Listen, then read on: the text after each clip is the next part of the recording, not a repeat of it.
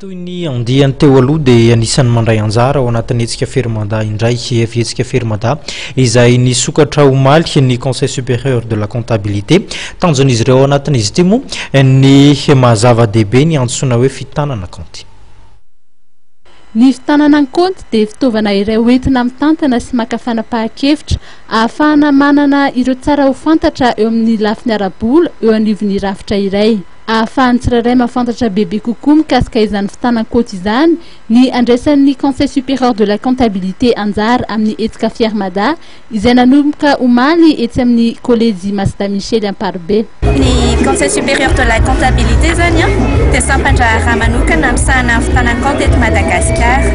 Dia nahatonga anay andray anjara eto amin'ny Fiarmada zany dia mba ahafahana mampafantatra ny olona ny mahazava-dehibe ny fitanan-kaonty na ny comptabilité dia mampafantatra ihany koa ny norme comptable eto Madagasikara izany hoe PCG 2005 sy ny document d'accompagnement. Dia misy ihany koa moa zany amin'ny maha-Fiarmada azy dia natao ho an'ny olona aty ambanivohitra zany sy ny orinasa madinika. Dia misy ihany koa zany ny système minimal de trésorerie izay fomba fitanan-kaonty manokana natokana ho an'ny orinasa madinika.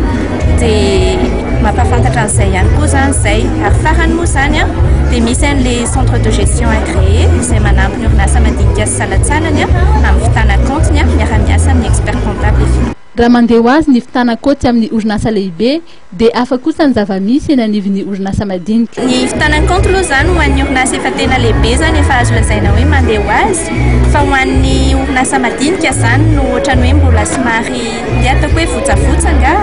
Dia izay misy zany no antony mihitsy koa zany hananganana an'izay hoe centre de gestion agréé izay hanampy ny sarety. Mariana fatolotra voalohany omena ny mpikambana ao amin'ny CGA na ny centre de gestion agréé ny fitanan-kaonty sy ny fampiofanana momba ny fitanan-kaonty izany.